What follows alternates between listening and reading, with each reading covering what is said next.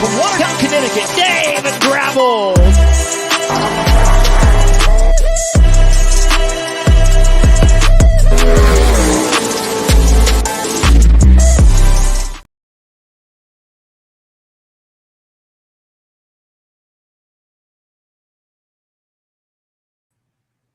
What's going on, guys? David Gravel here. I want to wish you guys a Merry Christmas. Hope you guys are doing good around the holidays.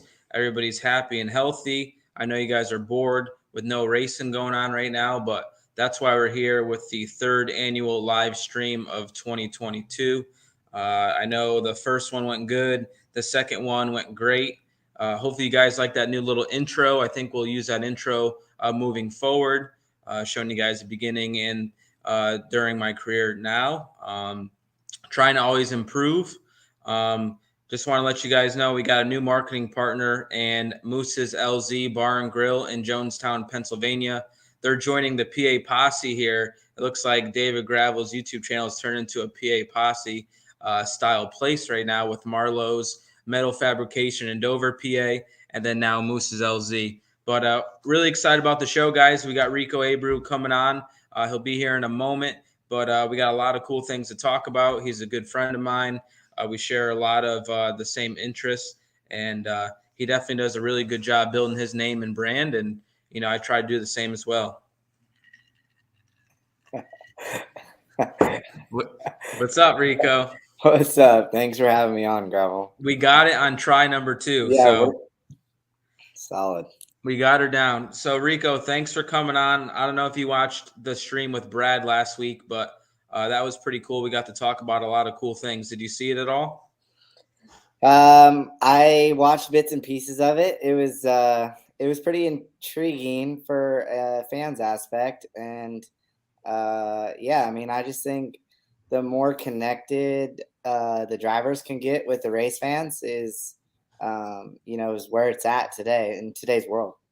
Yeah, I think right now there's a dead zone in racing. Obviously, the midgets race on the West Coast, and then now we have nothing till Chili Bowl. And then after Chili Bowl, it seems like, boom, the season starts off. So I feel like we got to keep everybody entertained. And I feel like you try to do that to the best of your ability, and I do as well, where a lot of people stay dormant and don't post anything. So I saw you got to experience some drifting the other day. How was that?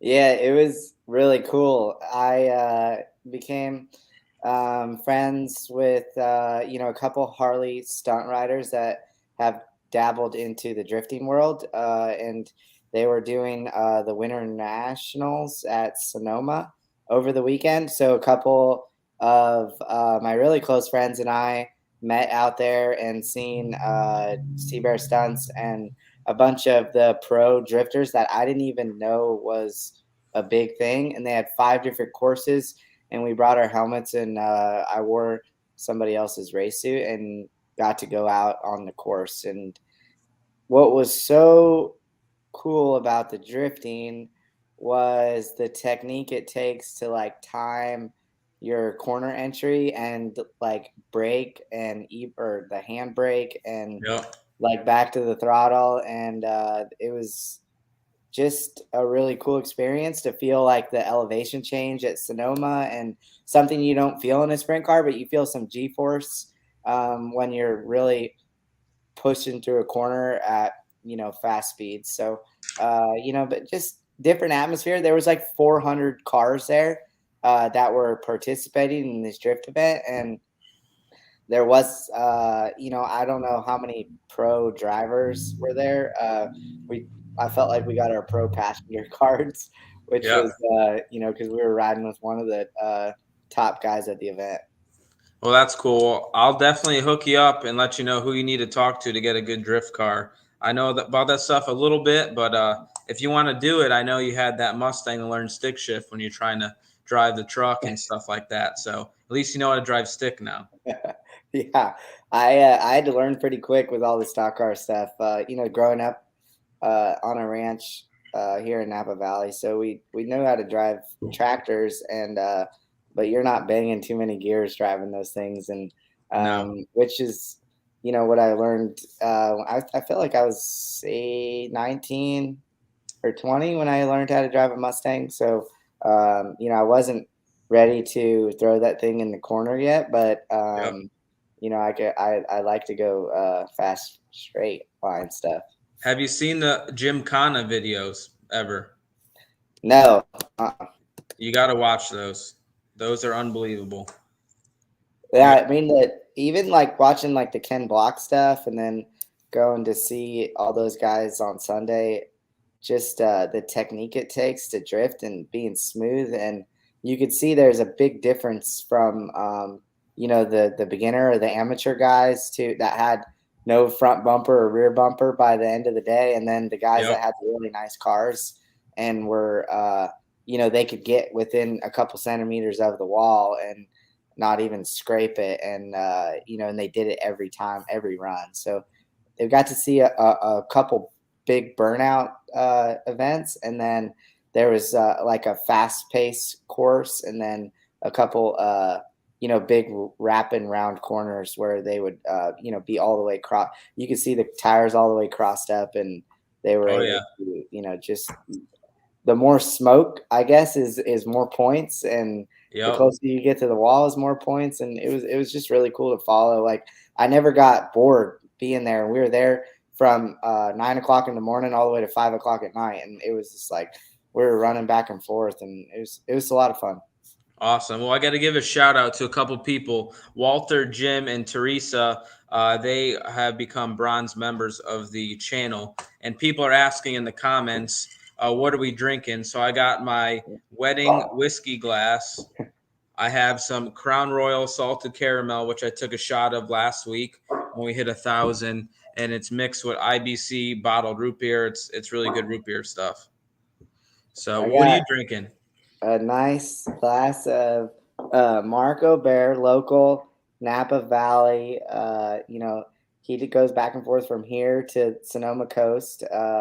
Pinot Noir. So we All right. had a little bit last night, and I'm having a glass to enjoy our great conversation we're having here. Does your dad manage his property? So my dad and my brother take care of one of Mark's properties here in the Napa Valley, right off West Zinfandel. And the Pinot Noir that comes from that property is some of the best Pinot Noir in the world. And he just got with his Chardonnay. That's a sister property to the one that my dad manages. Is a 92-point Chardonnay, which is pretty badass. Is it? Yeah. That is there any 100s out there? Or is like Oh yeah, 95 the highest? people get 99s, 100 or 99 plus 98, Yep. which is huge marketing for wineries like that, and wine labels, and you know, that's what people want to be a part of, the best stuff. And you know, there's a big difference between you know, wines like that to the top level. You So know, we got 725 people in here right now. You we're said you getting wanted there. to do something for the fans. Do you want to tell them Yeah. what you want to do? Okay, so I'm gonna give away a pair of gloves signed. I'll sign them here in a minute. That I wore last year or this year, in the beginning of this season. I think like the first 30 races, and I want to give them away. All you got to do to be entered to win this is share this video to your page and Facebook or Twitter, or and be following David Gravel and I both. And we're gonna, by the end of this Q&A, we're gonna be I'm gonna give someone these. That's pretty So awesome. we're keeping track. We got people on the back end of this video that Yep. are We got keeping Carter track. So watching. they're gonna Carter's gonna make sure that you're following David and I, and that you shared this video to your platforms. Yep. So that's So pretty good luck, awesome, guys. everybody. Yeah, that's a big deal. This pair of Obviously, gloves right here. in a raffle, you sell thousands of entries. So for somebody to have the chance to win one tonight, that's pretty cool. That's one of a kind. You know, Rico's probably got maybe 5 to 10 sets of gloves out there that somebody could have other than him. So I appreciate that, Rico. It should get some people interested. And, you know, we're approaching about 750 people here so far. So I feel like we could start getting into some of our topics. Everybody's saying Merry Christmas. There's all sorts of people. Dutch, Jesse, everybody's saying Merry Christmas. Everybody's saying Rico, Rico, Rico in the comment section. I know they'll be chanting that at the Chili Bowl here in a couple weeks. People are asking, will I be at the Chili Bowl? As of right now, I will not be racing the Chili Bowl. Having a newborn son, not losing the ride that I've been running, but not being able to run the ride that I have been in past. So probably taking the year off. But who knows? Maybe somebody big will call me tomorrow, and we'll be at the Chili Bowl. But people are asking, want to see Gus. So maybe when Gus comes close to you and's begging, you could show Gus on the channel. He's a popular guy. He's got his own T-shirts and everything. So Dave Campbell has a paid question. So you could pay for a question where it's shown on over anybody else's. Here you go. Oh, wow. Latest on life with Gus. How's Gus doing? Gus has been good. He just got groomed. He's ready for the Chili Bowl. He's ready for the holidays. He has a lot of presents under the tree. Probably more than 50% of the presents are for him. And yeah, he's been good. He just hangs out. I took him to our ranch, and we've been working on him being off leash and listening, which is really difficult. Yep. And we're very protective people over him. So but he's been fine. He just sleeps, eats, and shits. That's awesome. So Rich asked a question. I remember watching this video when it happened, but right here, shout out from Blake Nemey's crew chief. Rico, was the race you flipped and won at Dodge County one of your coolest wins? It was one of my most memorable wins. Looking back to this day, it was probably, it's up there in the top 5 of coolest wins. Obviously, the 2 Chili Bowls jumping into Brian Clausen's arms are in the Trophy Cup sweeps, and then my Eldora win with the World of Alice. But that night was very interesting because they almost didn't let me go back out on the track from fixing our car. And my crew chief at the time, Paul Silva, was on the hood of my car trying to get the nose wing all the way back on.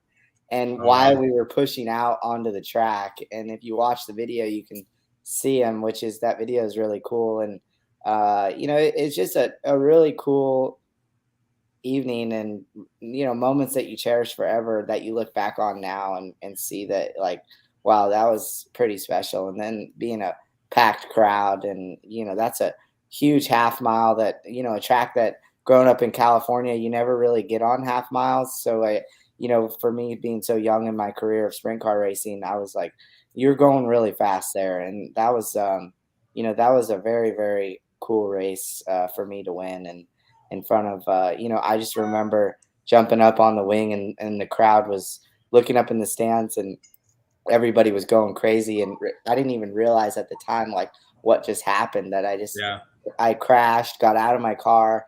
We rolled my car to the pit area. They fixed my car. And was Paul chewing your ass in the work area?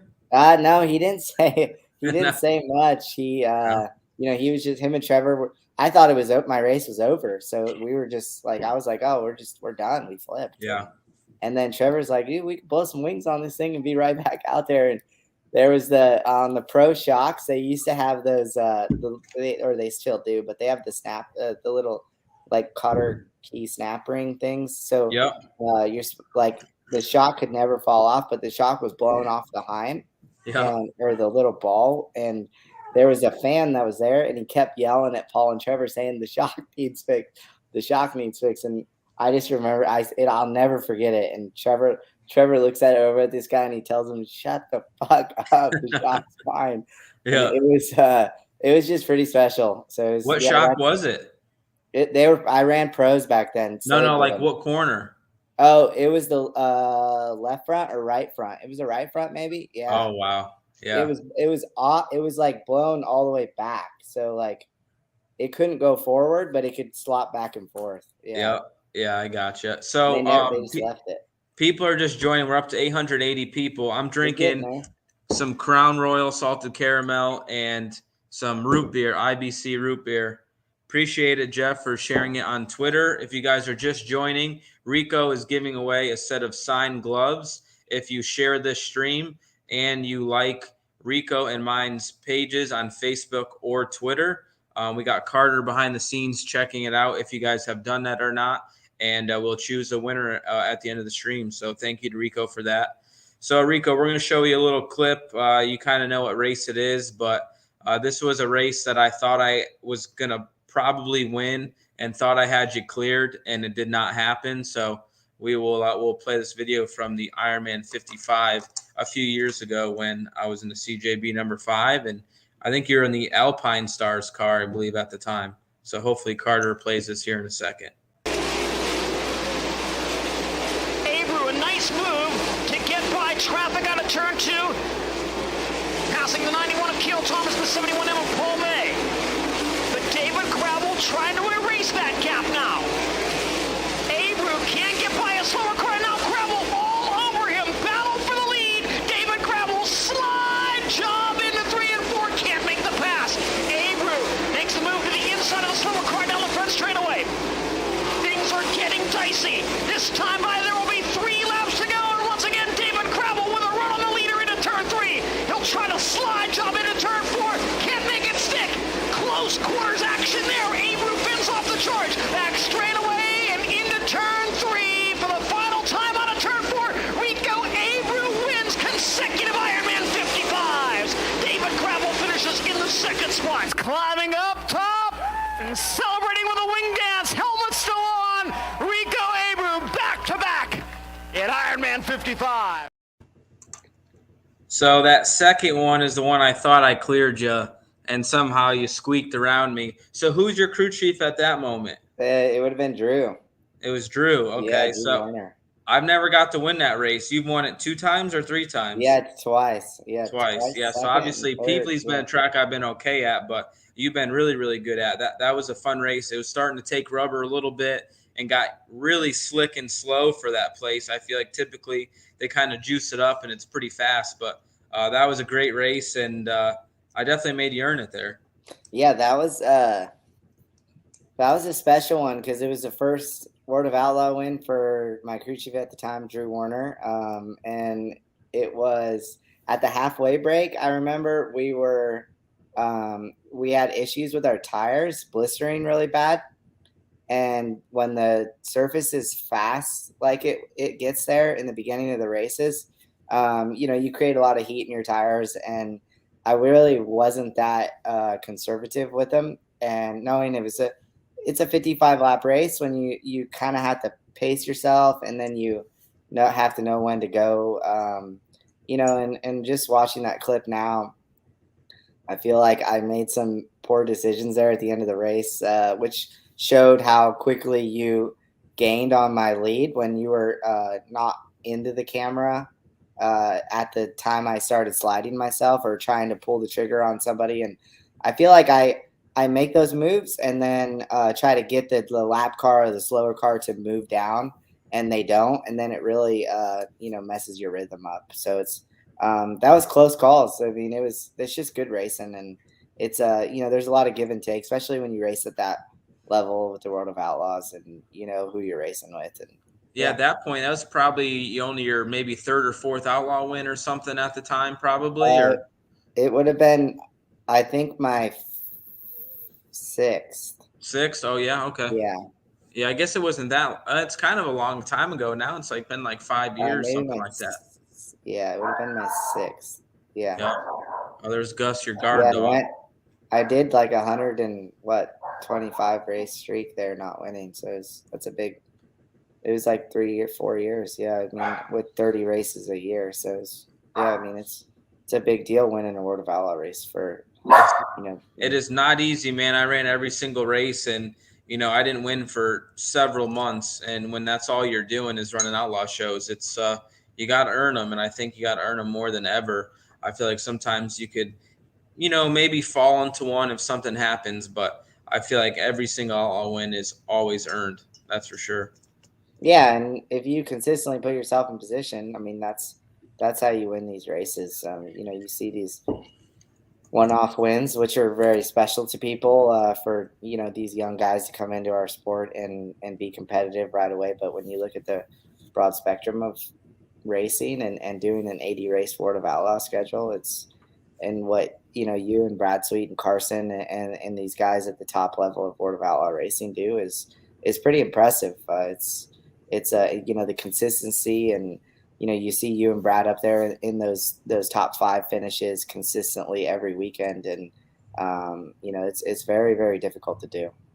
Yeah, I could tell you, it's definitely hard. You got to be super focused. It takes a lot of mental to do those things and not make mistakes. But to kind of talk about you not winning an outlaw race for so long, and this year you have your biggest changes. You have Ricky Warner as your crew chief.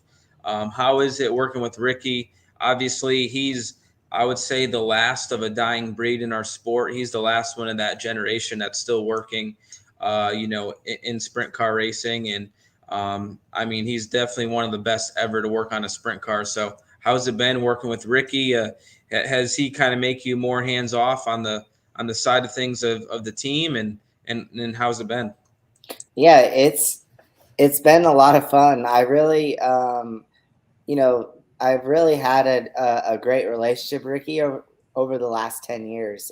Him and Danelle and Stevie and Drew and just the whole Warner family. And, outside of racing, we always go over there and have dinner whenever the races are in town, and he cooks. And so it really helped, the relationship of when he came to my team, or the decision to come to my team, and when we really sat down and talked about it and the logistics of everything for him. And it was a big change. I mean, being somewhere for over almost 20 years. I think he was 19 years at TSR, and Yeah. with a single driver, Donnie Schatz, and the success they had for all of those years. And those are big boy decisions for him to do, and to come to my team. And and I just wanted to make sure when he made that transition, it was organic and comfortable, and he was able to have charge in every decision that was being made at my organization, as and not as a World of Outlaw team, but just as Rico Abreu Racing. So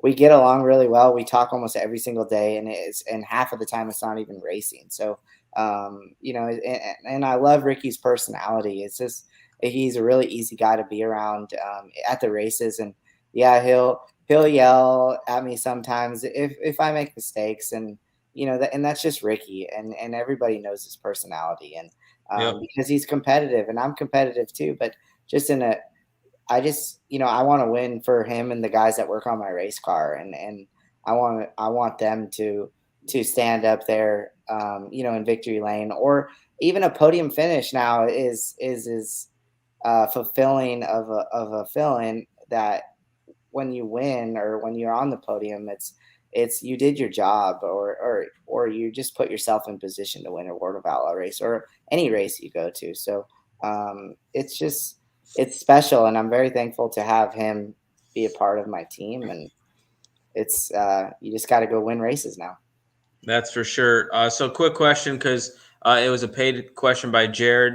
What would winning a third Chili Bowl mean to you?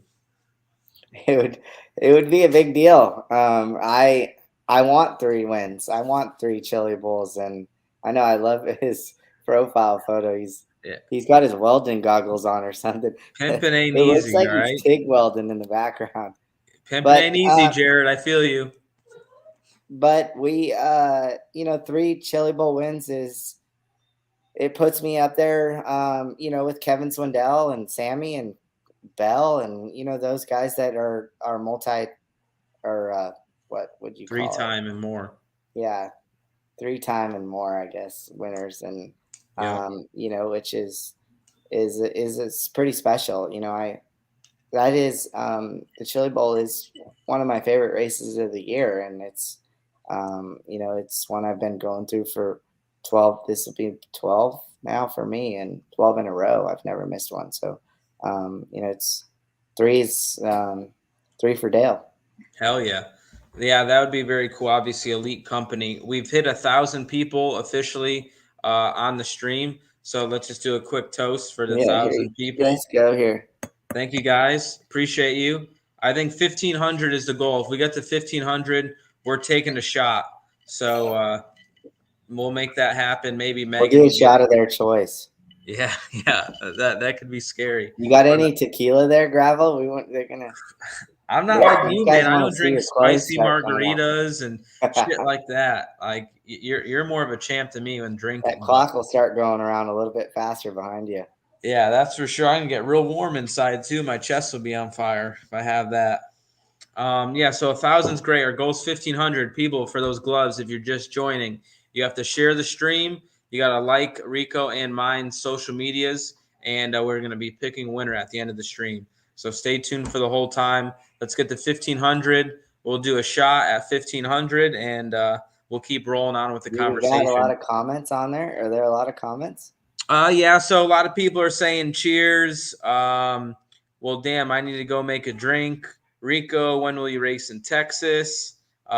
There's unlimited. If you have on your phone or your laptop, if you go to the stream, the comment bar, I have like on my other screen here on my phone, and you could look at the comments live. I think my phone.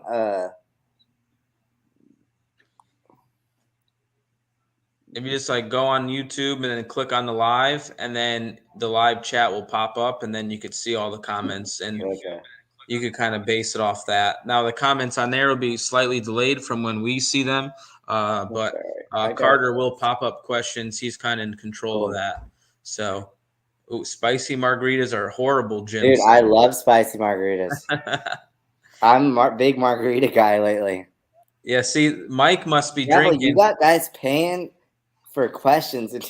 Do I get some royalty of all this? Well, YouTube takes 30%, so I'm only getting 70. So maybe I got 50. Shit. So I might have negative in this whole deal. You're gonna be down to less than a couple percent here on these. This ain't good. But Mike's drinking because he said keep the bathroom steak going. He obviously meant streak, so he missed the R there. But every other guest has peed live on stream. I don't drink soda or sugar often, and I already feel something coming on, but I got to hold on for another hour. You guys my eyes will be floating by the time we're done with this call here. Yeah, that's good. And then Melissa here, Rico, will you be coming to the Dirt Cup in 2023?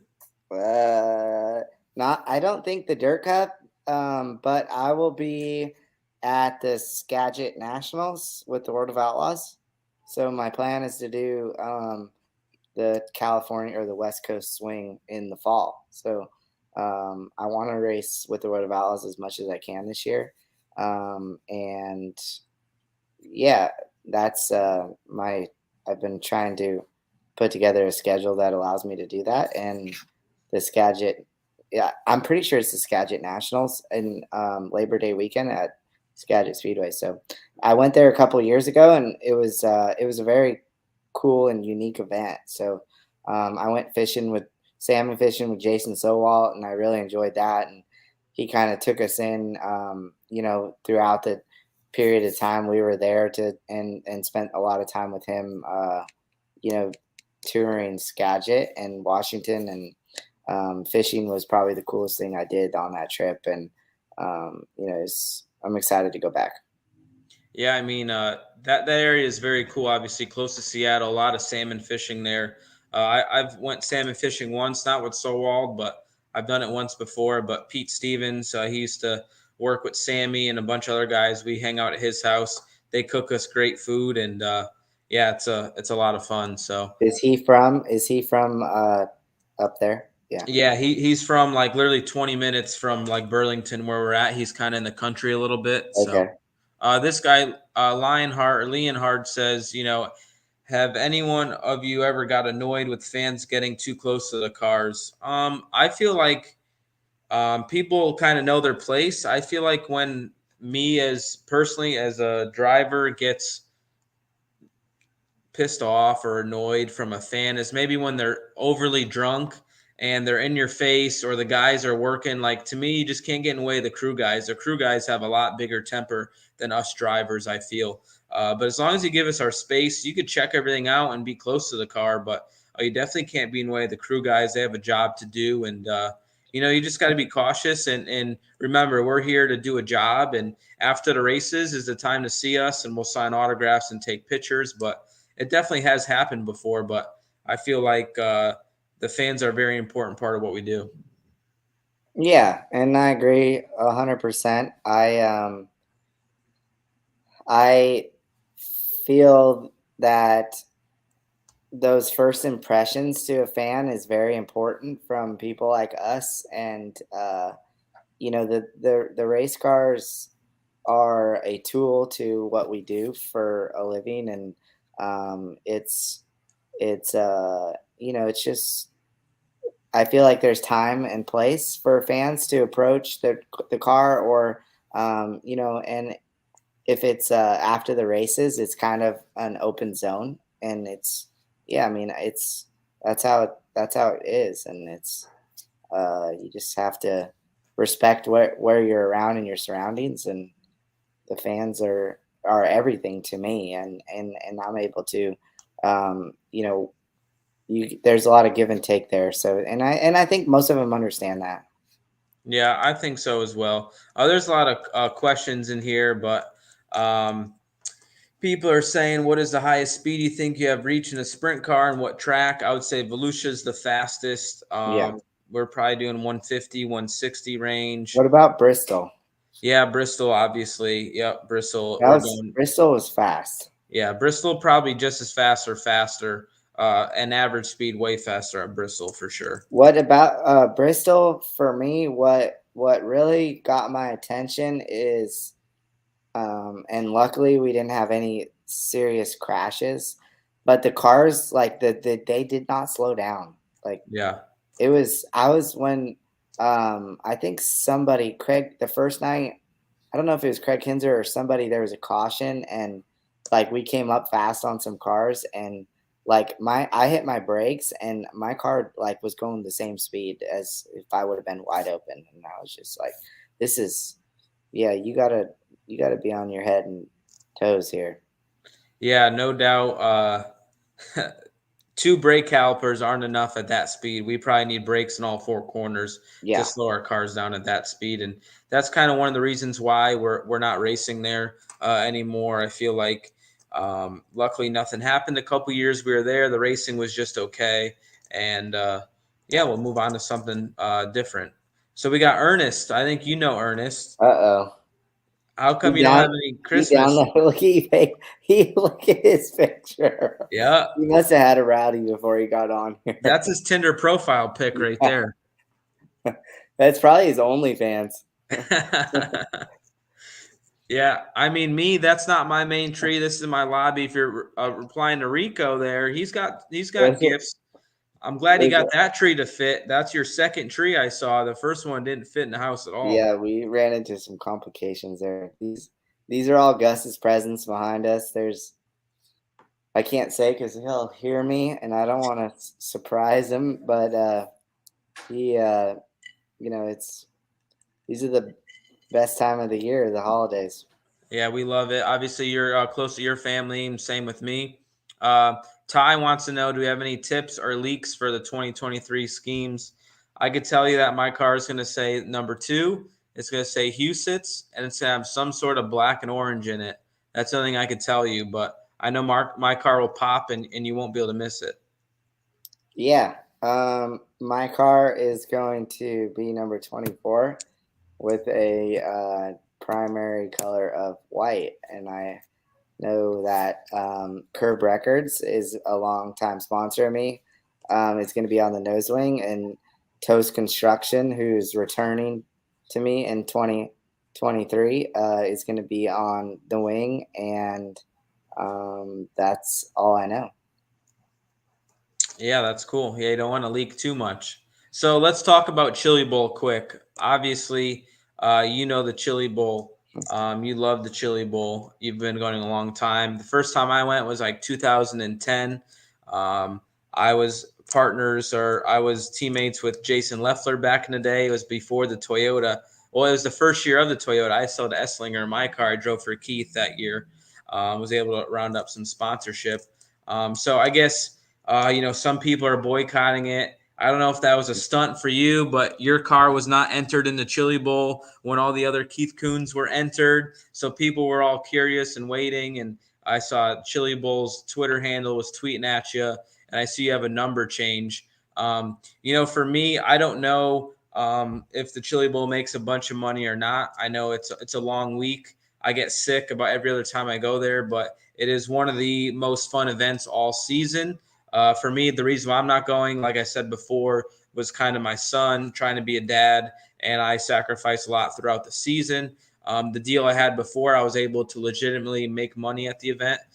So since I lose that deal, there's not a guarantee I can make money. And I maybe sound like a broken record on it's not all about the money, and I agree. But I feel like I sacrificed enough throughout the year that I just want to break and I want to be fresh for the World of Outlaw season. That's kind of my focus. So that's just kind of where I'm at. And Rico, you got different views. You love the event. It's one of your prized possessions. You've won it twice, so you know what it feels like to win. I've only made the show one time. I know how hard it is just to make it. So obviously, there's a lot of things swirling around the event, and I know you're a big supporter of it. Yeah. The Chili Bowl is everything to me. It's a race that I've started my career at in racing, just in general. With Bud Kading got me a ride in Murray Erickson's number 8 car, and I started at the Chili Bowl on Saturday in the E main, and I was just happy to be there running laps. And I didn't, I spent the whole week in Texas before with Murray and the person that funded my team, that why I was there, and that was 2011. So or 2000, yeah, 2011. So 2012, I came back and raced for Keith Coons and made the feature, and I think the following years I didn't, but I didn't, and then I came back and was really competitive in a Keith Coons car. 2014, I felt like I that's really where I had the I left there knowing I had a chance at winning the Chili Bowl, and then those following years in 15 and 16, I back to back to win there and beat Kevin and Brian one year, and then Pittman, Kevin and Brian, and then the following year, I think it was just Brian, and I don't really. It's all kind of a blur, but it's that's a special race to me. And I go there because I go there for the people that have season tickets for the last 30 years, and go there every single year and in the same seats. And I go there because the Chili Bowl was my first ever race, and it means the world to me. And I go there because I want to win another one. And the Golden Driller is, sitting on my mantle right there, right here, over there by Megan. And I look at it every single day. And it's a place that has hit my heart really hard. And, it's a week long event for somebody that's created something from scratch and that just had an idea. And it's an important week for me. So I go there because I go there for the people. That's it. The fans that sit in those stands every single day. My dad goes on Monday, and he sits up in videos every single race. And I go there because I want to be a part of that race. And I go there for Keith Coons and Pete Willoughby and their success they've had there. So it's Chili Bowl. That's it. Yeah, I mean, if you could run in Keith Coons' car every year, obviously that gives you a good chance. Obviously, you're a capable driver winning the show. You've done it before, so it's definitely a no-brainer for you. And this is going to be a unique opportunity this year. If C. Bell and Kyle Larson don't go, you're going to sell more T-shirts than you've ever had before. And it's a unique opportunity. It's interesting. In my opinion, how I look at it is I think it should maybe pay 10,000 win for prelim nights and maybe 30 to 50,000 for the final night. I think that's fair. To me, I just feel bad for a lot of the car owners or the people that pay to race cars. It's an expensive thing to do. Obviously, it's still a healthy series, no matter if people have money or not.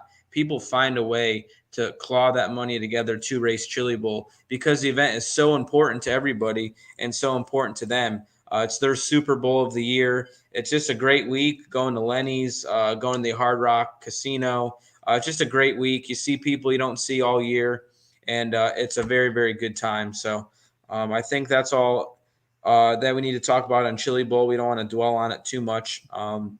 K. Cole has a question. Says, "Hey David, Rico, will you be at Volusia in February?" That's me, Keelan, with David last year. My dad brings me. Would like to meet you. I will be at Volusia for sure. I think Rico typically takes off Volusia to get that little bit extra of an off season. But I will be at Volusia. It's only a few hours from my house. But how about you, Rico? I plan on being in Volusia in March. Okay. So that's, I think, when I'm going to try to start my 2023 sprint car season. So, yeah, I'm excited to be there. Yeah, Volusia is a good track. Jake Bryan, he is Fire Text Response. He sponsored Bill Rose's car, Nice. and he's been a supporter for a long time. But what do you guys think about the High Limit Series? We'll do the sprint car racing now and in the future.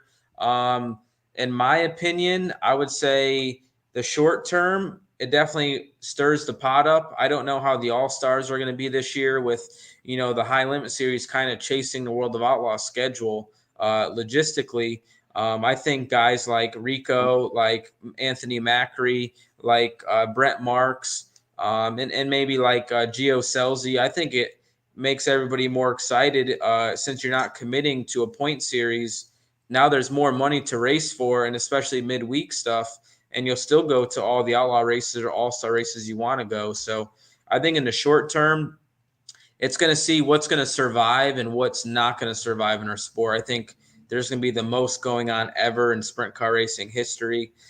So we'll see what could sustain and what not. And as far as the future, I don't know. High Limit could be something here to stay and might grow over time, or it might just be a short-term 12-race series. I don't really know exactly where it's all going to end up, but all we got to do is hang on and wait and see how it all transpires.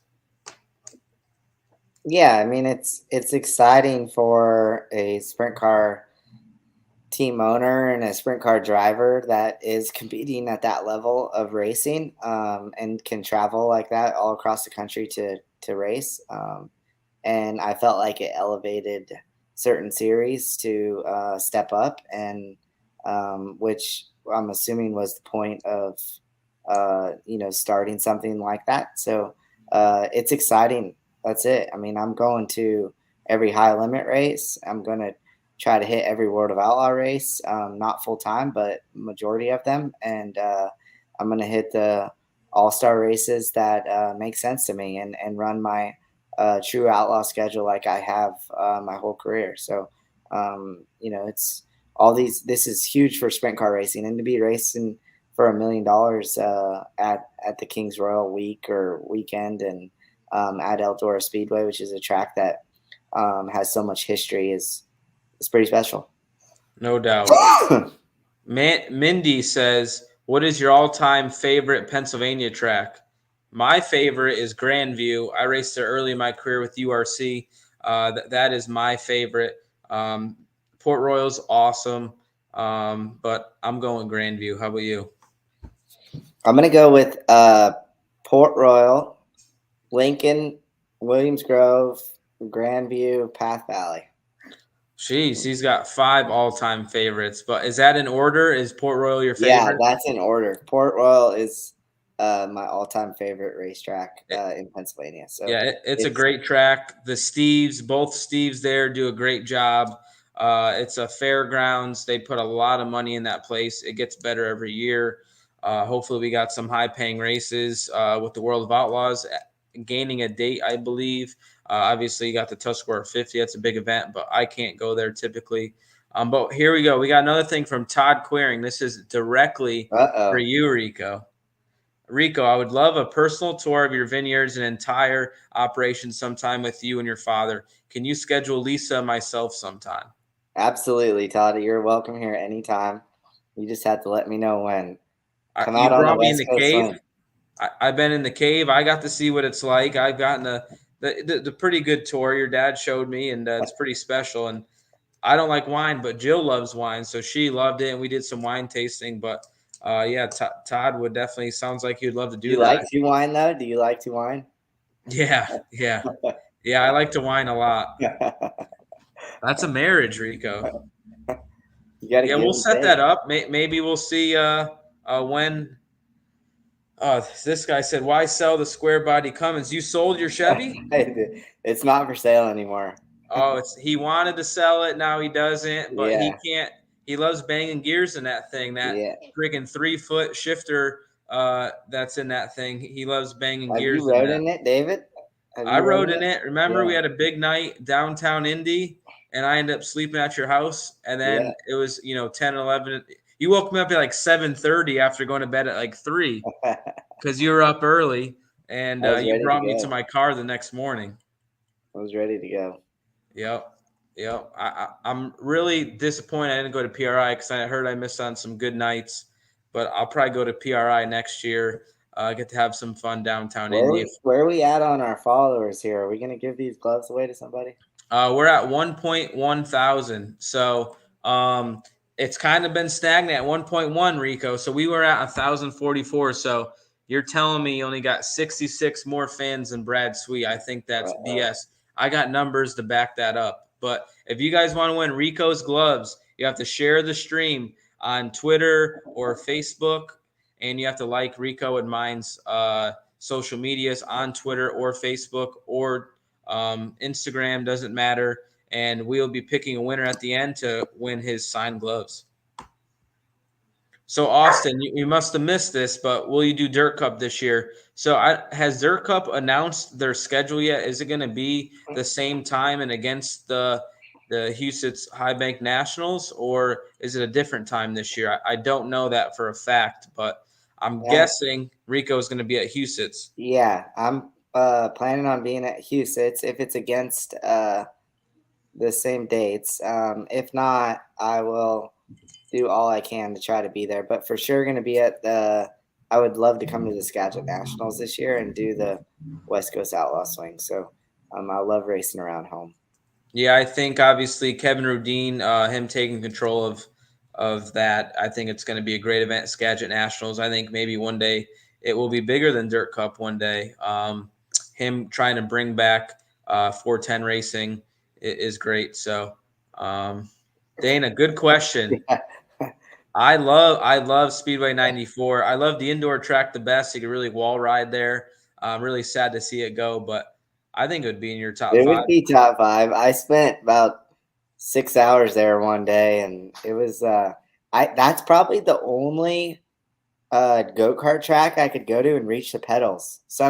Somehow we figured out how I could reach the pedals. I think Bobby's brother put some 2x4s on the drilled some holes so I can and the 2x4s stuck out so I could reach them, and we ran like 5 hours straight there, and it was one of the best days of my life.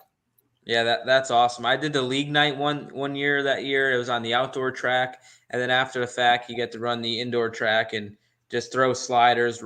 Leaders got to run the top, and they don't kick you off. I mean, you could beat the boards down. That's what made the place alive. Yep. So Alan asked, "What's your favorite Wisconsin track?" That's tough because I feel like Wisconsin has a lot of good tracks, and there's a lot of tracks that I haven't even been to that are good there, or that at least look good. But for me, we race at Beaver Dam, Cedar Lake, and Wilmot. I would say Wilmot's extremely unique. Beaver Dam's a great facility. Cedar Lake's very unique. It's got seating all the way around. But we got a 2-day event at Cedar Lake and Beaver Dam now. So it's hard for me to pick, but those are my top three. There's always a lot of fans there. Wilmot, I know I'm a fan favorite there, but man, Beaver Dam and Cedar Lake put on great racing as well. Plymouth, did you ever go there, gravel? I have not. There's always that all-star race there, right? That Yeah, so they're doing the Rudine race there, I think this year for yep, his foundation, for Kevin Rudine's foundation. yep. I really like Plymouth, and then Beaver Dam would probably be up there, and then Cedar Lake. I almost won the World of Outlaw race there, probably 2015. It was right when I switched from ART to Eagle, Yep. and I was passing Joey Saldana for the lead with 2 laps to go, and my generator on my motor broke, and it was like this little pin or the mag box or something. And Yeah, the roll pin in the mag probably broke. yeah, Yep. Yep. Yeah, that's a bummer. Victoria's got a question for you. Rico, who's your favorite gravel? This is a loaded question, I feel. yeah, this is loaded. Like, am I allowed to not answer? Yeah, come on, just answer it, Rico. Come on. Probably, honestly, probably David. And I'm gonna take some heat, but Yes. we've had a lot of fun nights together, and it's yeah, we've done a lot of cool things. Yeah, we did. We had some good times at the ranch. Maybe wrecked a rental car or two on your dirt track. I believe I was so excited to run the outlaw cart for the first time on your ranch track. And then I think it got too dark, or the lights didn't work, or the neighbors were complaining and we had to shut it down. I was literally sitting in the car strapped, ready to roll. And your dad shut the whole deal down because I think everybody was pissed off. It was late at night and we were making way too much noise. So it's yeah, it's been a lot of fun, Rico. You know, we've been at Ricky's house together over the years, even before obviously you hired him. We've been having a lot of good times, and it's been a lot of fun, that's for sure. And me running 1-2 with you on the prelim night at Chili Bowl, that was really cool. That was a lot of fun as well. So yeah, here's a good question. Or this one's pretty good. Canadian Outlaw. He's from Canada. He's paying in Canadian money here. So would you ever consider running a big block modified? I mean, I guess I wouldn't say no. But I think I'm more interested in running a late model, in my opinion. But me being from the Northeast, I could probably get in a dirt modified a little bit easier. But they look cool. They look fun. But my interest is a little bit more in a late model. I would drive one. As long as I can reach the pedals, I'd be good to go.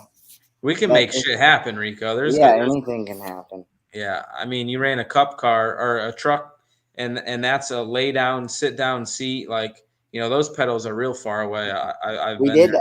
a sway bar, or not sway bar, but hanging pedals off of the dashboard. Oh, the So dash. Yep. Yep. that's how they did them in the truck, and then they just brought the steering wheel out towards me. So Taylor Quering's got a good question. He says, if you were an odds maker, what would both of you set your odds to win at the High Bank Nationals and the Eldora Million? I'm not good on the numbers on like 5-1 and compared to, 5-3 or 10-1, but I'm pretty confident at Houston. It's been a very good track for me my whole career. So I feel like I would be one of the top guys there. As far as Eldora, I won 2 races there. Rico won 1. We've been in the hunt at the last couple Kings Royals. So I'm just excited to race for $1.25 million just between those 2 nights. So just imagine if you won those 2 nights, you're getting 1.25 million. That's pretty amazing. I can't say a specific number, but man, yeah, I like my chances. I think Rico likes his chances too. Yeah, and you look at our past results, at both of those tracks, and a lot of success. I was leading an outlaw race at Houston and crashed, and been really close at Eldora quite a few times. So yeah, it's when you wrecked Brad Sweet, but didn't wreck him hard enough, and he got out of the work area, right? yeah. What the hell? I paid you to wreck him, That and you wasn't didn't wreck him the good race. enough. That was a tough race for me just because of the position I put myself in, and knowing Brad's position and racing for a championship, and the respect I have racing against Brad. But probably 2016, I was leading a race there and hit the infield berm. Oh, It I was remember. You tipped before Cal. over. Yeah, and uh, and flipped down the front stretch, or I flipped back into the pit area, and that was when Chuck was doing the old owner of Houston Speedway. He was giving locals extra money if they pitted in the infield and won. It was like 10 extra grand, and we unloaded our whole trailer and pitted in the infield. And I was leading and hit the infield berm and flipped and landed. I swear it was probably 2 stalls from where we were pitted. Well, Was after Paul, I flipped. was Paul with you at that time? Yeah, he was livid, like livid. So pissed. Good times. Somebody said, Ty, he paid question, why isn't Lernerville in your top 5? So honestly, when you asked that question before, whoever favorite top 5 in Pennsylvania, Lernerville would be my number 1. Lernerville is my favorite track to race at, but I don't consider Lernerville a Pennsylvania track. It's more Ohio because it's in Western PA. It's a different world out there, but Lernerville is my number 1 racing track in PA. Lernerville's a good track. I've only been there twice, so it's not up there in my top 5, but I enjoy going there and racing. Shelly asks, will either of you be at the high limit at Tulare? I will not be out there. Logistically, it makes no sense. Rico probably doesn't make too much sense because his team is kind of based out of Indy, but he lives there. But are you going to try to make it happen to be there? Yeah, I want to be there, but it's gonna be tough. Being, I think, is Outlaws are around Texas that time, or Yep. they might be in. Well, if you go to Volusia, it's like not that far after Volusia to be in Tulare. And it's 40 something hours away, so it'd be tough. But Yeah. I got to make sure it works logistically, and I might be able to run someone's car if someone wants to race me. Oh, shoot. You got any cars sitting at home still, or everything you own in Pennsylvania now? I do not have anything here. Everything is all in Brownsburg, Indiana. Yep. All right. So somebody asked a real simple question: IndyCar, F1, or NASCAR? That's a tough answer for me. I would say growing up as an American person, I say NASCAR is number 1. But as you get older and learn about F1 and then just the level of what it costs, but obviously the level of just how many engineers and employees they have. And after watching the Drive to Survive on Netflix, like learning all the insides, you've been to races, you've been to Italy and got first class treatment there and saw what it takes. But Formula One racing is the pinnacle of racing in the world, hands down. There's no questions asked there. So for me, it's split. I would say growing up in America, it's NASCAR, but a more mature me, I'm going to say F1. Yeah, I honestly follow NASCAR because of people like Jeff Gordon and Kyle Larson and Tony Stewart, and that's pretty much the only reason why I watch is to watch Kyle or Christopher and people that we have raced against, and then I have followed a little bit more Formula One. I have this app on my phone. It's like a Formula One team manager app, and you can manage a Formula One team and like race it throughout seasons. And so, that's and then all the Formula One Netflix stuff with the shows is pretty cool to watch, and that's which has gotten me to follow the sport. Yeah, that's pretty cool. So Dutch asked a question, and somebody asked this earlier. Speaking of winning big money at Eldora, thoughts on Brett Marks winning the Hall of Fame 410 Driver of the Year, Posse Hired Gun? I think he deserves it. He won the most money by a decent margin this year, sweeping Eldora, going to Devil's Bowl and winning a lot of All-Star and local PA races. I feel like he deserved it.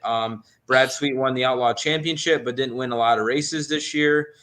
So I think it makes sense why he won the Sprint Car Hall of Fame Driver of the Year.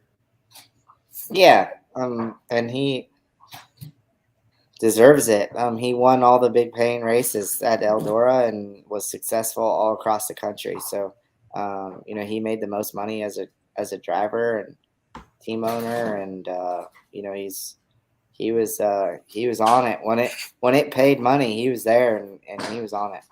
That's for sure. So Alexander asked a question. Any news if the historical big one returns to Eldora in 24 if the million is rotated? And is there any chance the All-Stars bring back the governor's reign, or is that a COVID one-off event?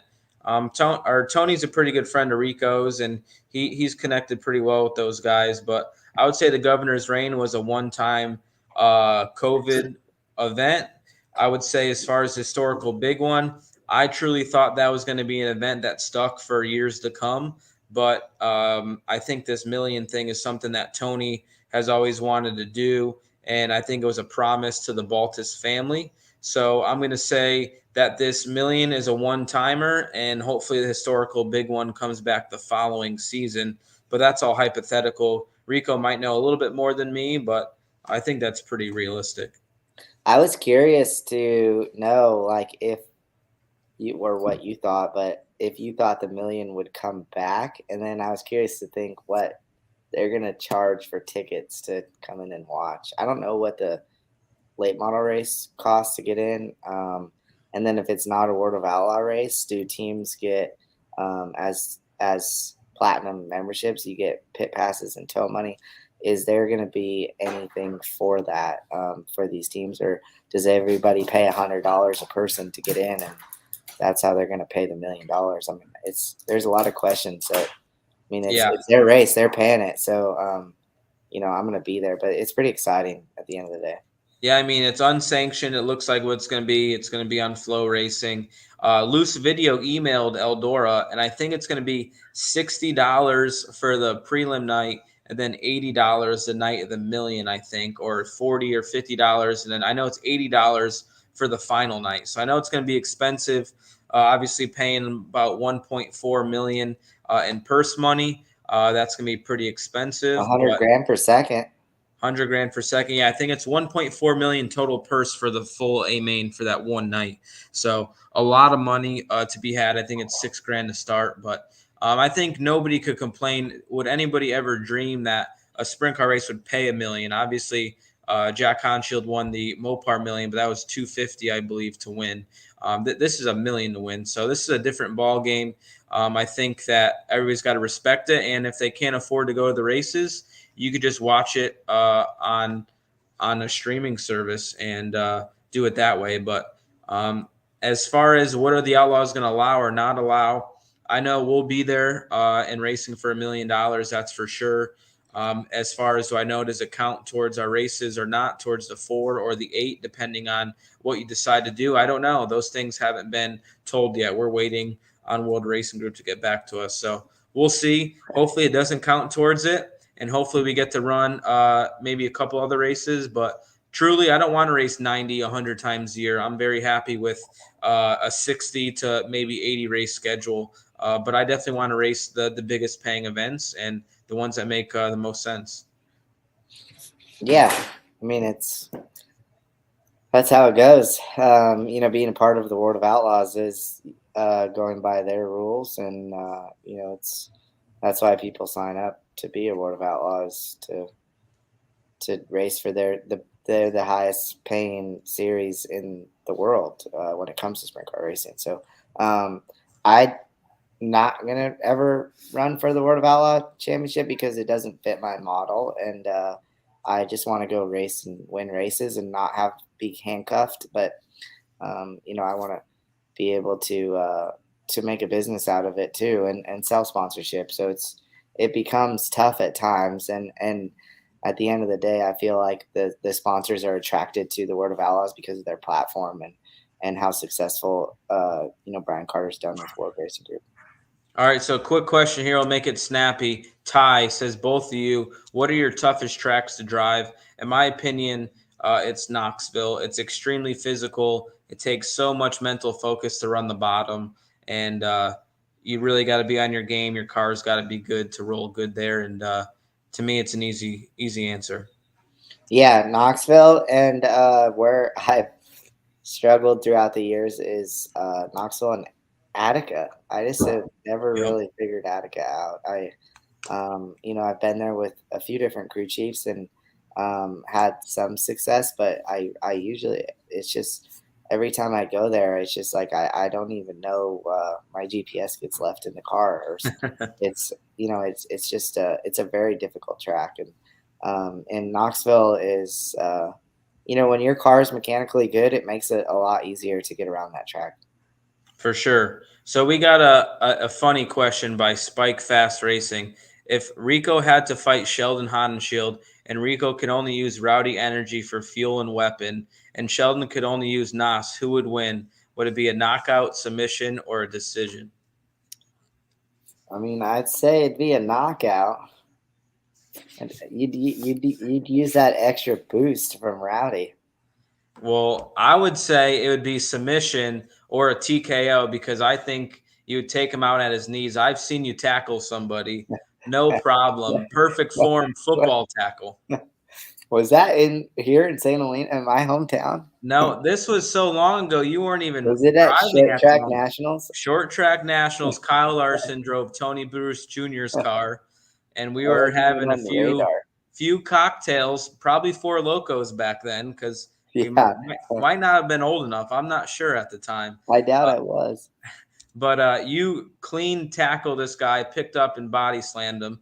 And then Well, once you get down there and you're on top of him, I think either you're gonna pummel him or you're gonna put him in some sort of submission. So that's my pick. Now, if you can't tackle him, I think Sheldon's got the advantage. But if you get him on the got ground, leverage. Sheldon's got leverage. yeah, it's game over. It's on the ground.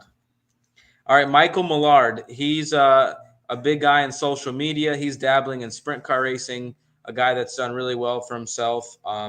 DG, are you down to co-stream the new Outlaws game? Rico, just keep it West Coast. See you guys in 2023. So I haven't played the Outlaws game that much. I did when it first came out, like the first week it did. But man, being a dad and just not being home for a while, I haven't had time for video games. Doing the stream once a week, um, doing all my online orders. I package and ship all my online orders. That keeps me busy. So if I co-stream with you, I'm going to get my butt kicked and I'm going to look really, really bad. So we could talk about it, Michael. We'll see. I won't say no, but Rico always keeps it West Coast, but that's not a flat bill hat. That's a curved No, hat this you're is wearing. curved. Yeah. We got more, so let's keep it. We're going to answer a couple more paid questions. We can't answer all the questions because you run out of time, and we still have two topics I want to talk about. Why are purse wins so much more in late models compared to sprint cars?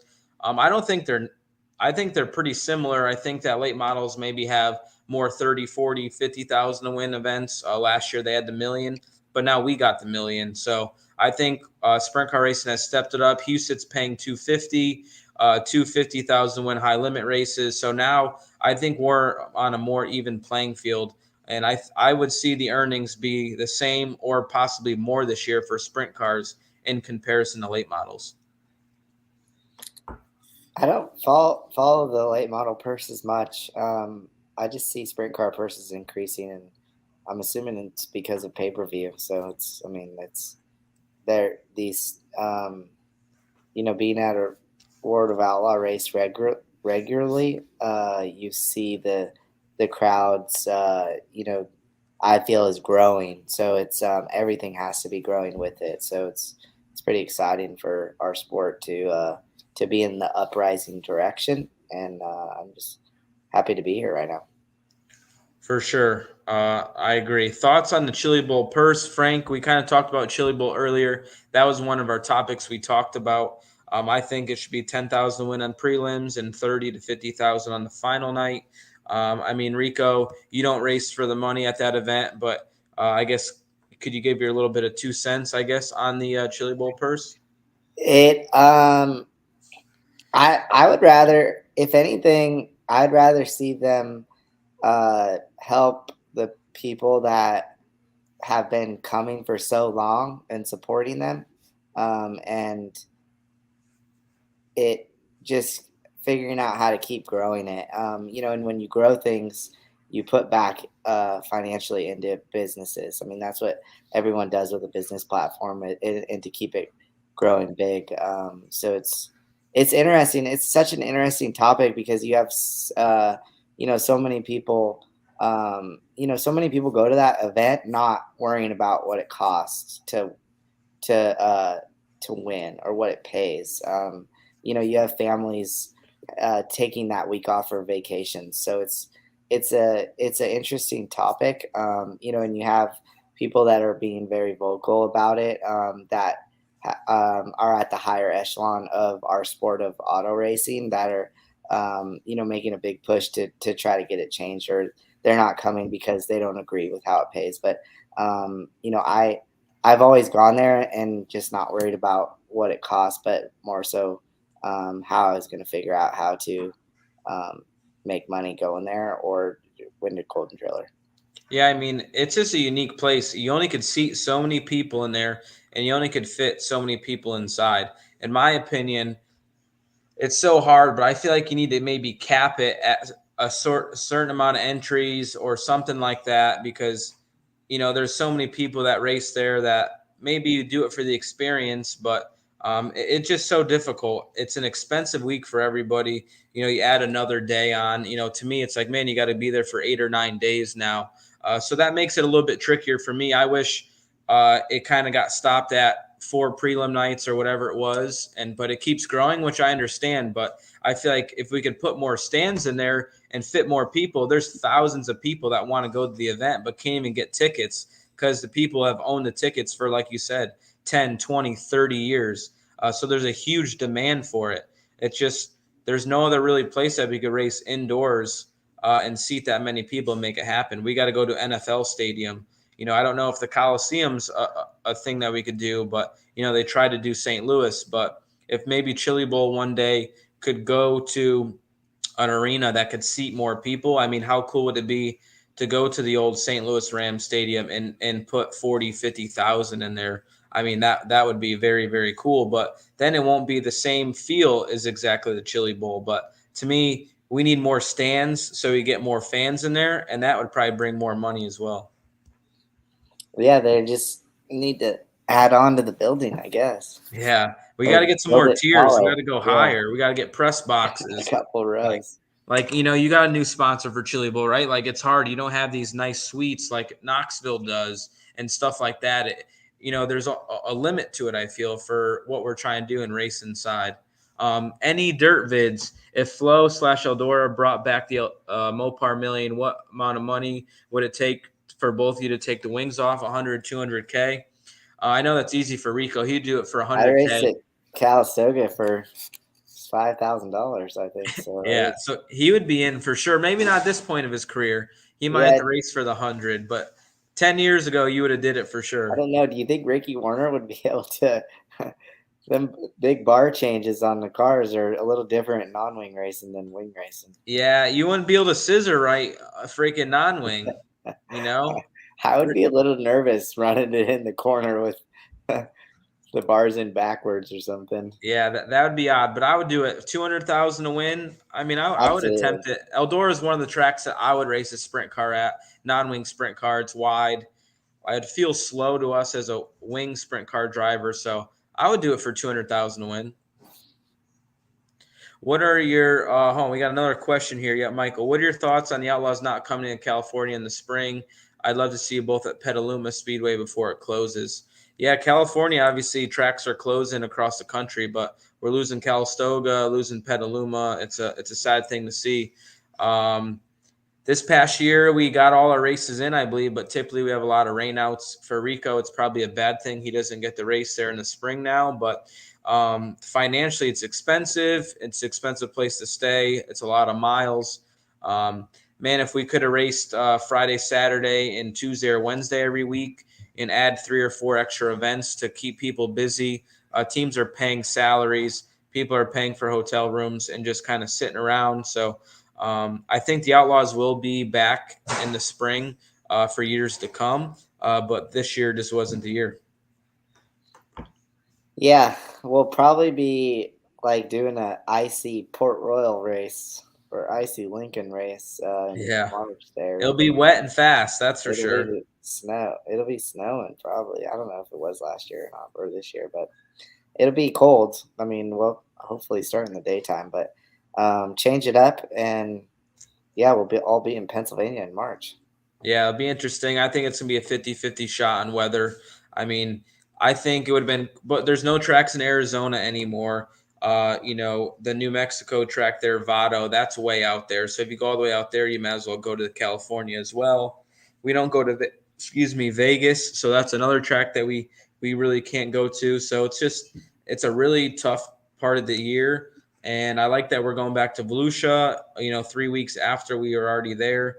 But then there's kind of a hole there. Where do you go from there? I guess Texas you could race, but we've been to Texas a lot and it's rained out. So we're going to go up to the Northeast, burn a couple weeks, and then, when we go over to Texas after that, it should be warmer and good to go. But man, it's a tough part racing outside and dirt racing that part of the year. It's just a tricky time. Jared, are you able to run both Outlaw Series without it affecting your races for Platinum? If so, would you try to if it was offered? I'm guessing you're referring to the High Limit Series and the World of Outlaws.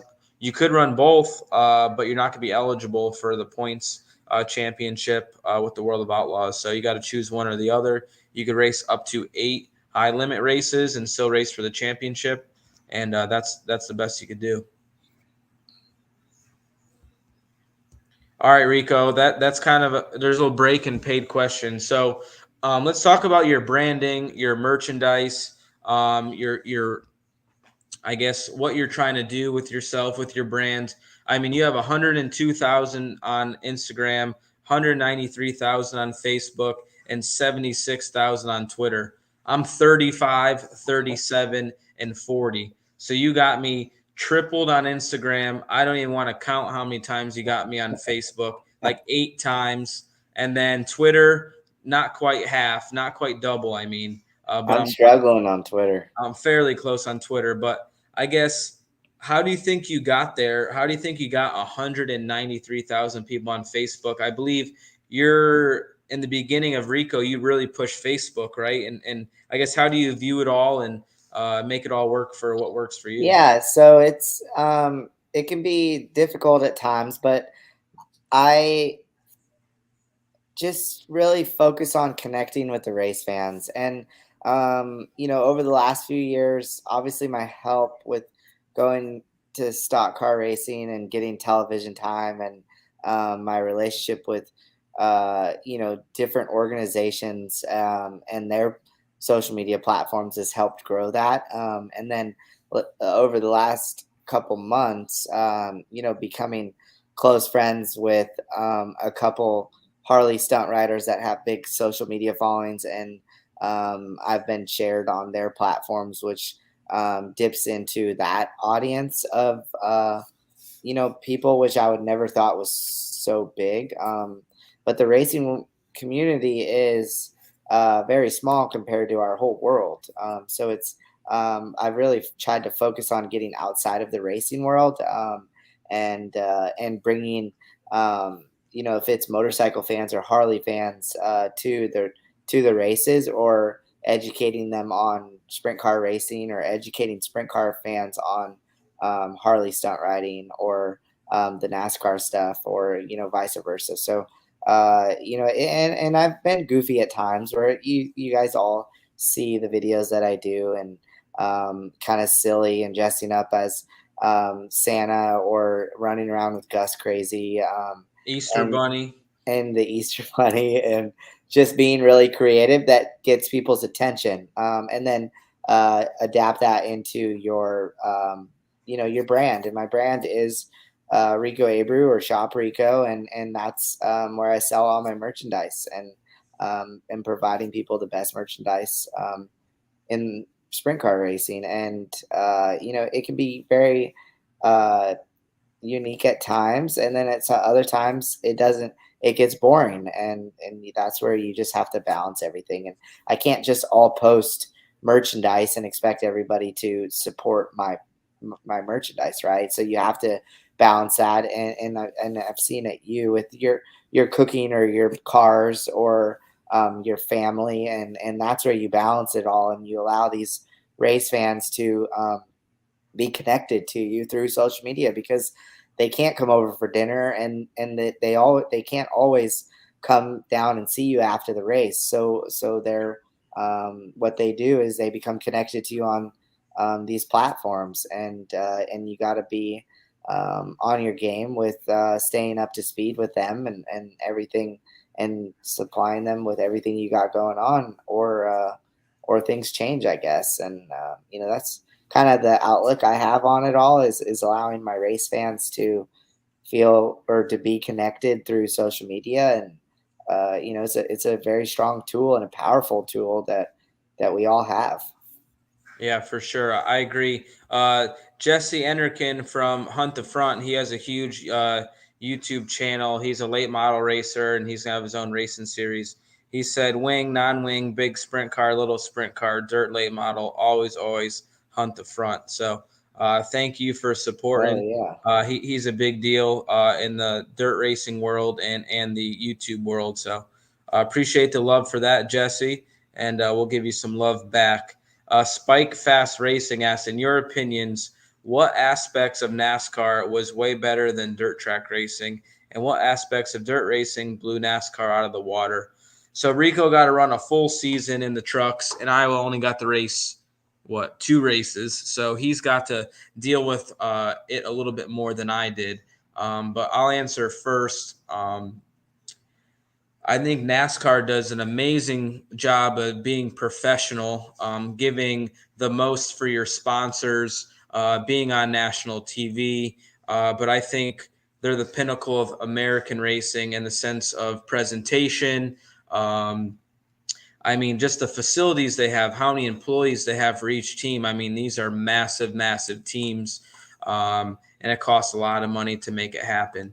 I say the negative to that is it is so expensive to run a NASCAR team, the cost. And if Rico or me want to go run a race, just for a truck race, it's 100,000 per race just to run one race that you're literally making little to no money on. So what does dirt racing blow out of the water compared to NASCAR? I would say talent is a little bit more pure in dirt racing, but it is changing over times with Keith Coons and Chad Boat with these rent a ride type of people. But I still think if you're the best driver in sprint cars or midgets, you're gonna be able to get a ride and not have to bring money to the table. And I think dirt racing is still pure. And if you want to make a living, a World of Outlaws sprint car driver probably makes more money than mostly every truck driver in NASCAR. So it's give or take. We race 90 times. NASCAR races 25 to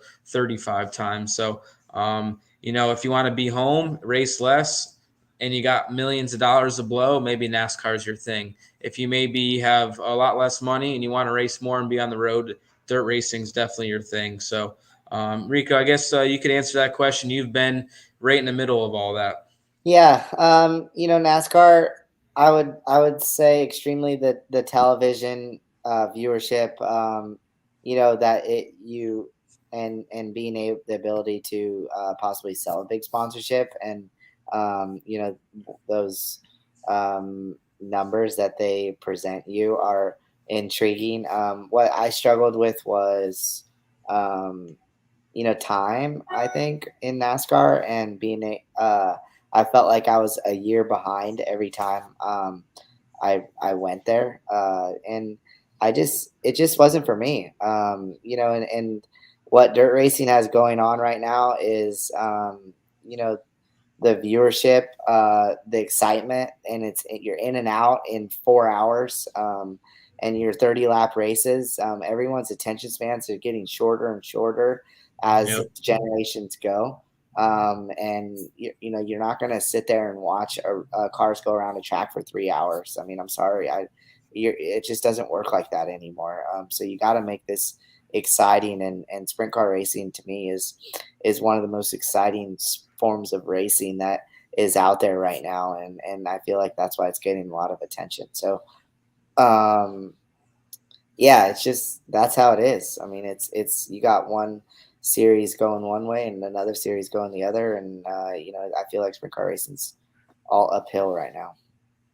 Yeah, that's pretty wild. So Man, you had good and bad experiences. I had good and bad experiences. I did it through COVID, and I kind of lost my opportunity for it all. But it is what it is.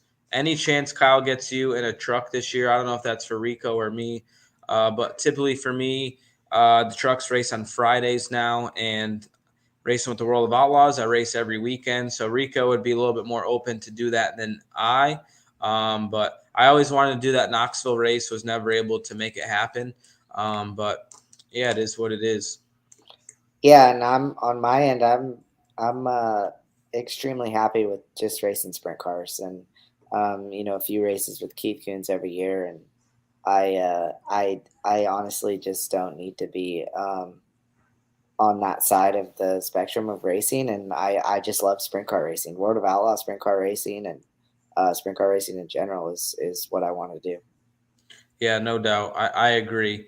So Rico, you obviously push your online store a lot and your merchandise. You have a beautiful trailer. Your girlfriend Megan works really hard at it. Um, I guess when did you decide? When did you take that big leap to get that T-shirt trailer? You had the van, and you probably sold a lot out of that van, and that couldn't handle no more, that little van. But I guess when did you decide in your career that, man, I have an opportunity to do something really, really good here, and like I got to put a lot of my eggs in this basket because it's worth it for my brand. It's worth it to sell sponsorship. Obviously, the T-shirt money helps your team keep on going. When did you realize that?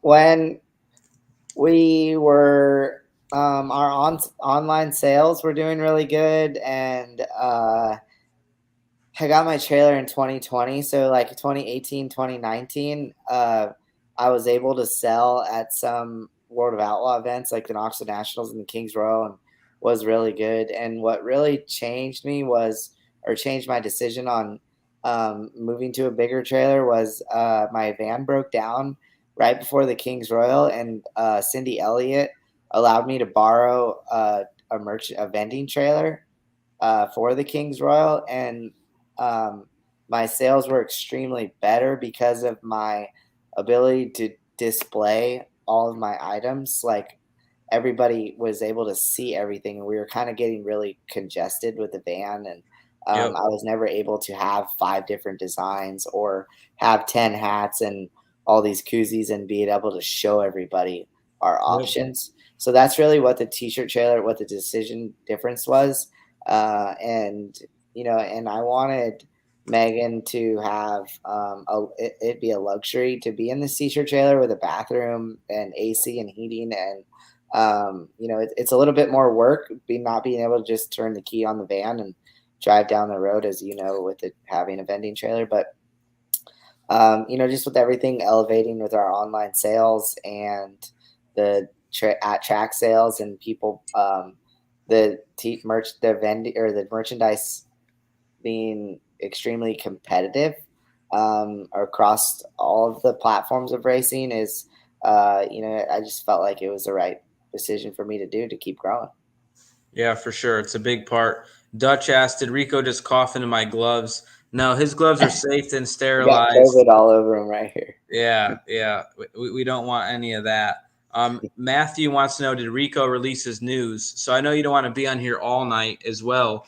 But for the people that are just joining, we've been hovering around 1.2, 1.1 followers I here. know we're going to one and a half. 1.5, we were doing a Yeah. shot at 1.5. But if people are just joining now, if you share the stream, like Rico's deal, like my deal on Twitter, Instagram, or Facebook, you have a chance to win a signed pair of Rico Abreu gloves. And we're doing that. Either we're going to announce it at the end of the stream, or we will do it when the stream's over and we could sift through all the comments and make sure you checked all those boxes. And then we'll announce it on both of our social medias that you won the Did we gloves. find somebody? Did Carter find someone on the back I don't end? think he could write in the comment Is section he on here struggling? if he's found a winner yet, but I haven't heard. So let Carter work on that in the next 5 minutes. But people want to know your big announcement. We're on. I Not think to I like can the tell. big. I can show everybody. I mean, it's not it's kind of public, but everybody just has to make sure they don't tell anybody. You guys can't tell anyone. Yeah. Yeah, I'm no. gonna go get it. So you gotta keep quiet because like this thing will wake up. All right. Do you guys think it's a wedding ring for Megan, or what's the deal? What do you guys think it is in the comment section? What's he going to show us? Is he going to send me a lifetime supply of Abreu Vineyards wine? This is my oh. I seen this on your I got social a media. replica. Hell yeah. This is what I'm gonna wear at the Chili Bowl. Oh, that's what you're wearing. Yeah. Oh, that's Well, awesome. Rowdy, new Alpine Star gloves, Rowdy helmet, red. My car's red and white. So this is it. You got the Jeff Gordon feathers on the helmet too, I see. They're good luck. Hell yeah. Yeah. Yeah. I won the Knoxville Nationals with the feathers too, so I must have to do that again. I gotta keep this thing. Dude, that thing's like perfect height. Yeah, it's four. Well, yeah, we're the same size. Yeah, that's perfect. It's life size. Yeah. So I'm gonna have it at the Chili Bowl for people to be able to see it. Oh, really? That's awesome. Yeah, I'm gonna bring it there with me. So make a replica helmet, make a replica suit. I bet you could sell those for $500 all day long. I could do that. Yeah. That would be real cool. We could just start with this one. Yeah, you could do Highest some bidder. tickets after Chili Bowl. Oh, dude, I could sell spots for it. Yeah, do your raffles. There you go. They've been popular. Let's start it. Yeah. This is what I'm wearing at the Chili Bowl right here. Look, Damn, you're ahead of the game. I could sell spots and then even say I won a prelim night or race of champions. That's it. They're getting it. Yeah. Yeah, That would like be pretty sick. you already committed. Like, yeah, Thanks you'll for be the pissed if idea. you win the Chili Bowl, you don't get to keep it. No, someone would get it. I know. That would be high stakes right there. You get helmet, suit, gloves, shoes. Alpine Stars, how long have you been with them for? 12. Like my second year, so 11 years. Oh wow. Yeah, Gabriel they're amazing people and great quality stuff. So I got to deal with Simpson. I've been with Simpson a long time. I'm happy, but Alpine Stars definitely they make nice stuff.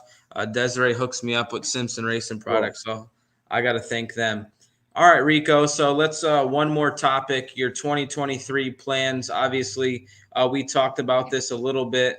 What are you doing in 2023? Obviously, you might not have it 100% locked down, but where will people see you this year mostly?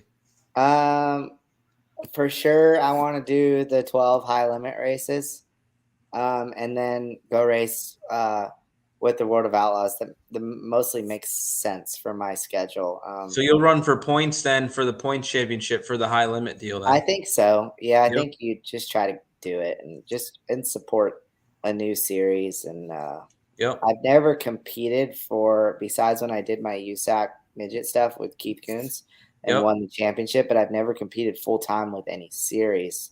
So it would be fun to and it's 12 races. So it ends up being like 2 a month or something like that. So it would be fun to go support them. And I know how hard Brad and Kyle have been working on that and building it up to get all the best drivers to come support them. So it's and it pays good. I mean, it's like $1,500 to start, I think, and 23,000 to win, or 23, and a couple 50,000 to win. So there's a lot of potential there for a team to make some serious money, and I give back a lot of money to my crew members that work on my car. So it's very important for them to be in good financial situations, and I got to do what makes sense for me and my team, and I want to make sure everybody is happy. And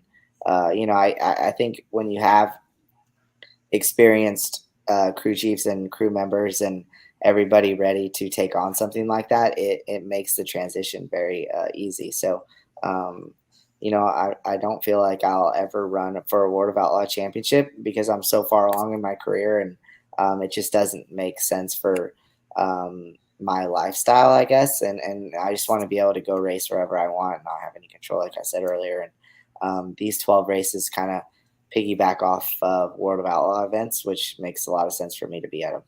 Yeah, I mean, you could take a weekend off when you want. You've have in the past, and people want to say, "Will you be at the Jackson Nationals in the high limit Houston's race?" I would say yes for sure. If you're going to be at the high limit Yeah, race, you might as well go to Jackson Nationals. It's right down the road. And look at that week. There's going to be a lot of money online. 23,000 at Houston's, and then Jackson, I think, is going to be 30,000 at least, and it cool. pays a healthy amount to start. So Todd always has good purses for Houston's and Jackson. No matter what it is to win, throughout the field, it's going to pay well. Yeah, so that's cool, Rico. I mean, the high limit deal, it's going to be very interesting who commits to it and who does not. I think the schedule is pretty unique. I don't know if it's going to be possible for a guy to commit to full-time all-stars and full-time high limit. That would be interesting as well. Do people that have run the all-stars in the past jump ship and just do it pick and choose, or do people stay on the All-Star Tour and just hit as many as they can? It's going to be very exciting, very interesting times.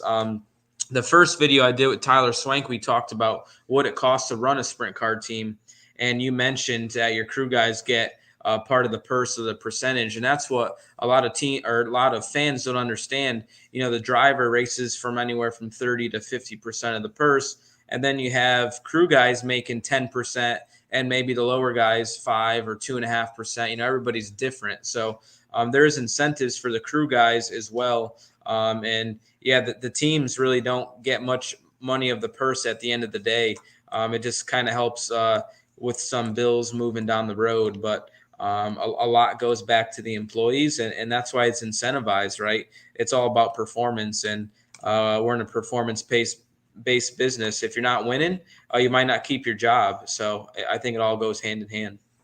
Yeah, and that's why it's really important for me to sell a lot of merchandise, because that merchandise helps my team get down the road. As in my race trainings is divided throughout the team and the crew members. So it's important for me to balance all that and have make sure everybody is good on the performance side, and I'm ready at the races to compete for outlaw wins or top tier wins, and also focus on selling merchandise to help my team, and ultimately my goal is to be 100% of my merchandise sales fund my team, where I'm not dependent on my father or family, or trying to hustle major sponsorships, and I can fund it all myself, which is very difficult, and we're in a very expensive and industry when it comes to racing, and everybody knows that what it costs. And engines are $70,000, and tires are increasing 12% this year to they're going to be $330 something dollars, and it just goes on. So it's a very intriguing sport. It's very satisfying when you have great results, and I think that's what keeps everybody going. For sure. Guys, if you're watching, got 1.1 thousand people, please give this video a thumbs up while you're here. You got to close the chat out. Give the video a thumbs up. Please share the stream. Tell your friends. Make a YouTube account. I got a Please. winner. You got a winner? Yeah. All right. What's the name? Dustin Gibson. All right. Dustin Gibson, where are you from? Come in the chat. Where are Yeah. you from? Congratulations. Hopefully he's still on. Oh, we got a lot of people in Ohio here, so maybe they're from Ohio. Dustin Gibson. Dustin, talk to us in the chat. If you guys have a YouTube account, subscribe. If you don't, make a YouTube account. It is free, and you can subscribe to the channel for free. Ring that bell for notifications. Whenever I post a video, you'll see them pop up. I'll reach out to him if he doesn't pop in here, and get his contact information. People said you can never have enough Rico Abreu t-shirts and hoodies. Me and my girlfriend are both huge David and Rico fans. Austin and Ashley from Ohio. Got a lot of people in here from Ohio. People love the handlebar mustache. Is killing it. Thanks, guys. Great job. I run Morrison engines. Rico runs Speedway engines. out of Indiana, Gasoline Alley in Indiana. Ready to see the high limit race at Tulare. Rico for the win. Not sure if Rico's going to be there or not. That'll That's be a going to be tough one. tough. Yep. Dustin Gibson. Hopefully you're still watching. If not, yeah, hopefully somebody else is watching that and We'll they can get let him. you know. But we'll reach out to you, Dustin. Appreciate it. And you just won some special gloves that not a lot of people Yeah. have. All right. I So gotta keep rolling. yeah. So We we got got a to Christmas party to go. be If at. there's any last minute questions, fire it off quick. If not, Rico, thank you Yeah. for being on the show. Thank you guys for all watching. I'm excited. Let's have a real conversation about this drifting thing. I definitely think it's Yeah. something that would be fun for your off season. Living in California, you could do it all off season long. And yeah, good luck at Chili Bowl. I probably won't see you, but if you want to come to Florida, I think Drew and Marissa are going to fly down to Florida and come hang out. So Cool. if you and Megan want to come down, hang out in Florida for a weekend, we go to Miami. Maybe Yeah. Trevor comes, maybe Megan doesn't. You let me know. We Yeah. can make something happen. We can make a trip out of it. Yeah, let me know for real. If you want to have some fun, hit me up. It's plenty Cool. warm down here. All right. All right. Rico Abreu, thank you, buddy. Enjoy your Christmas party tonight. I leave for Connecticut here on Friday. Going to spend Happy time with holidays. the Merry family. Christmas, everybody. Thank you guys for all joining in. I'll see everyone at the Chili Bowl or Volusia or at a race in 2023. And happy holidays, Merry Christmas, and Happy New Year. All right, bud. Send Jill a bottle of wine for me. All right. Well, that is Rico Abreu, guys. Quick question from Ethan. He paid $5. I got to answer. If someone wanted to start racing some level of midgets or sprint cars, what do you recommend starting? That would be the most cost effective. Appreciate it, Ethan. I would say 305 sprint cars. They're the most cost effective. They're actually still cheap to race. Midgets are very expensive, nearly the same price as sprint cars. So I would say get your feet wet just shortly in 305s and then try to save up for a 410 and race 410 sprint cars locally or whatever's close to you and whatever works. And that will be the best. Yeah, appreciate having Rico on there. He did a great job. Hopefully you guys like the guests. I don't know if I'll be able to do a show next week because I'll be in Connecticut for Christmas, but we might sneak one in there. We'll see if we could get a guest on there or not. It'll be hard. I'll be very, very busy. So who's next? I think we get Sheldon on here, but he's in Australia, I think. I think we get Spencer Baston. I think we get Jacob Allen, Logan Schuhart. I would love to get Drew and Ricky Warner. Drew is Ricky Warner's son. I would love to get maybe another crew chief on here. Maybe I could convince Cody to come on here. Not too much of a social media guy. He's a little shy, but maybe a couple drinks in and he'll get on here. So Tony Stewart would be great. Kyle Larson would be great. Danny Dietrich is a guy that I could probably get on here with a little bit of negotiating, but I would love to have Kyle Larson. Hopefully he respects what I'm doing here and showing we're doing a good job, having a lot of people on these lives, a lot of people supporting, and he's got a lot of things going on, in sprint car racing and racing in general. So hopefully Kyle Larson one day, that would be huge. Maybe my crew chief, Dustin Gibson showed up. How do I get the gloves? Dustin, you got to walk to California and Rico will hand them to you. No, I'm just kidding. We will reach out to you. I would say DM Rico or DM me and send us your shipping information, and we could send that over to Rico, and he will send you the gloves. Thanks for being a part of the stream. Thanks for sharing. Thanks for liking our social media outlets. I really appreciate it. You'll never get Cody. I don't know, man. We might get Cody on here. If he gets jealous that other people are on here, not him, I think we could get him on here. Brad Doty's a guy I could probably have on here for sure. Try to get some old timers like Steve Kinzer. I don't think Steve Kinzer is going to be a guy that wants to be on here. But maybe Sammy would. But I would say Brad Doty, maybe Kenny Jacobs, maybe Doug Wolfgang. That would be a really cool one. If I could get Doug Wolfgang on here, he would be a cool one. Somebody that I really, really respect. Yeah, Jake, I hope so. We'll see if we could. Drew Brenner, that would be funny. Johnny Gibson would be good. Yeah, Hewitt would be a really good guy. Kenny Wallace, that would be cool. There's so many people, guys. That's why I'm excited. I'm going to try to do these once a week. There's a long list of people that we could have on here. So please tell me in the comments. Please give the video a thumbs up. And Jeff Gordon, I doubt he will do it, but who knows? Maybe he'll be feeling generous, and I could do him one day. So we'll see. All right, guys. Well, I'm probably going to end it off here. I got to thank the PA companies, Marlowe's Metal Fabrication in Dover, PA, and Moose's LZ Bar and Grill. They're marketing partners with the channel for this year. So I can't thank them enough. We're going to do the best we can. If you've ever been to Moose's, the Moose Burger, it's got barbecue sauce, bacon, and onion rings on it. That's amazing. I seen they had prime rib and lobster a few days ago. A great place. If you're ever in the PA area, going to Linda's Speedway, Williams Grove, Lincoln, stop by Moose's LZ, and then Marlowe's.